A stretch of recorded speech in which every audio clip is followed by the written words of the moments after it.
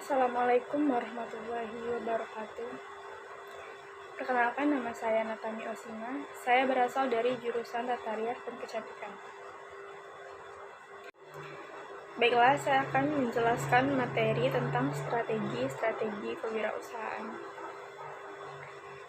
Yang pertama adalah cara pengelolaan usaha. Mulai dari perencanaannya, ada bagian-bagian yang harus masuk dalam olahan bagian perencanaan usaha. Misi usaha, usulan, operasional, termasuk rincian strategi, peluang-peluang yang bisa diraih, dan market-market yang bisa dijadikan suatu daerah kekuasaan. Fungsi dari perencanaan itu sendiri adalah untuk jadi pedoman mencapai keberhasilan manajemen sebagai pengambil kebijakan untuk usaha yang biasanya berupa ringkasan eksekutif, berupa maksud usaha, usulan finansial, dan permintaan dana kepada sumber-sumber pendanaan, kecuali memang mempunyai sumber dana itu sendiri. Dan yang terakhir yang harus ada dalam perencanaan itu adalah untuk mendapatkan cara atau strategi menggunakan dana dan cara pengembalian kembali dari pinjaman dana itu jika menggunakan modal yang berasal dari pinjaman. Maka harus dipikirkan bagaimana cara penggunaannya dan bagaimana sistem atau pola pembayaran dari pinjaman tersebut. Dan itu akan menjadi bagian awal sebelum menentukan strategi-strategi yang lainnya.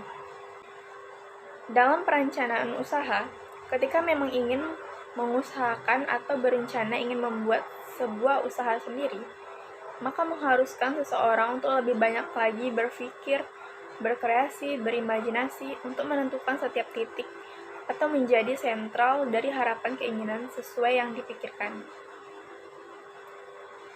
Jadi harus lebih banyak berbicara dan berdiskusi dengan para wirausahaan yang sudah sukses di bidangnya, membaca biografi pengusaha hebat, atau menelusuri kemungkinan proses mendapatkan pinjaman dana dari sumber-sumber yang bisa bertanggung jawab. Rencana pengelolaan usaha yang sudah didesain sebenarnya bisa dijadikan sebagai alat untuk mengajukan kebutuhan permodalan atau pinjaman dana usaha, atau dalam konsep membuat proposal berupa manajemen usaha, pemasaran, produksi, atau operasional, dan keuangan perusahaan. Ini bisa dijadikan sebagai dasar dalam penyusunan proposal untuk mendapatkan sumber modal tersebut. Yang berikutnya adalah bagaimana dengan pengelolaan keuangan. Dalam suatu usaha, terkadang seseorang dapat terpatahkan ketika tidak mempunyai modal. Karena modal itu memang sangat diperlukan dalam suatu usaha. Tetapi ketika kreativitas, pemikiran, dan ide-idenya banyak, maka itu bisa dituangkan dalam bentuk desain yang terstruktur. Maka sumber-sumber pendanaan tersebut sebenarnya bisa dicari, bahkan datang sendiri, kalau memang perhitungan dan tujuannya jelas dan secara bisnis itu memang menguntungkan, dan secara market itu sangat potensial.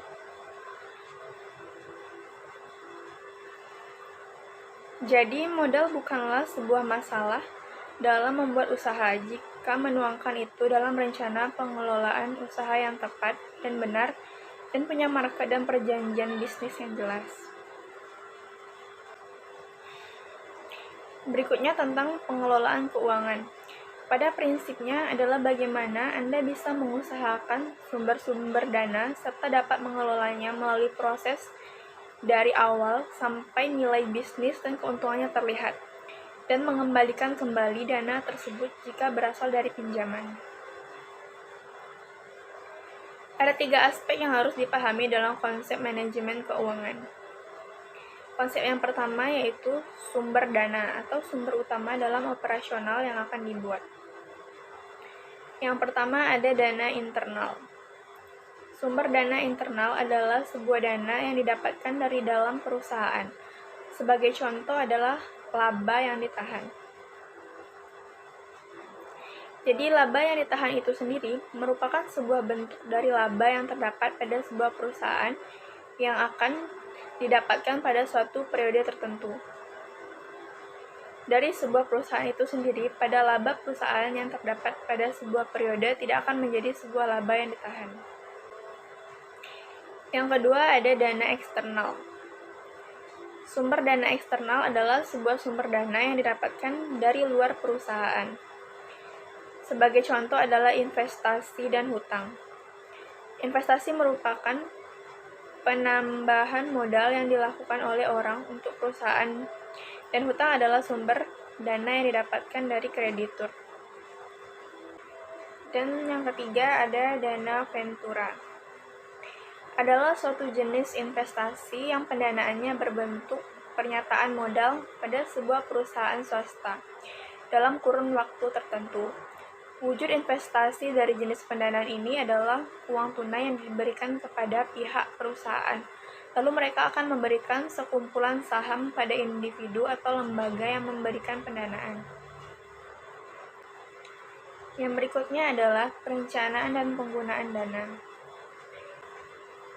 Yang pertama ada biaya awal atau biaya permulaan. Dan yang harus ada dalam konsep ini adalah yang pertama rancangan keuangan.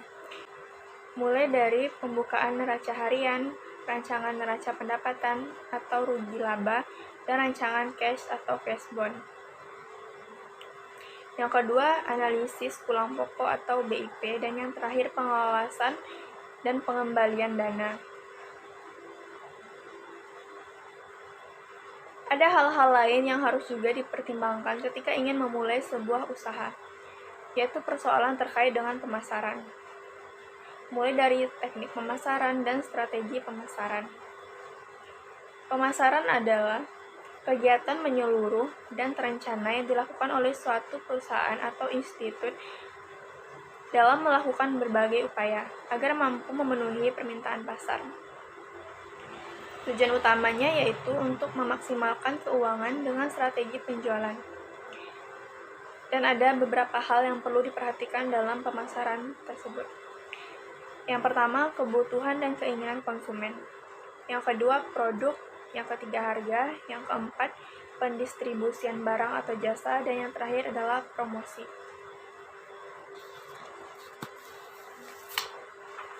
Dan pembahasan yang terakhir adalah menganalisis manajemen strategi kewirausahaan.